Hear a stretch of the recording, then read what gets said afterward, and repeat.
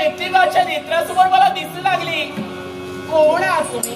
या विश्वाचा अधिदेव, हा, या विश्वाची नैकर्ती देवता शंभू महादेव आज कैलासाचा त्याग करून या दक्षिण दिशेला 3 सागरांच्या संगमावर तुझ्या वरतीवर प्रसन्न होऊन मूर्तिवंत स्वरूपाने अवतरण्यास आली आहे. हे आदिदेव हो, मी तुम्हाला नमस्कार करतो. कल्याण देवा, माझ्या मनात प्रश्नाची प्रश्नावली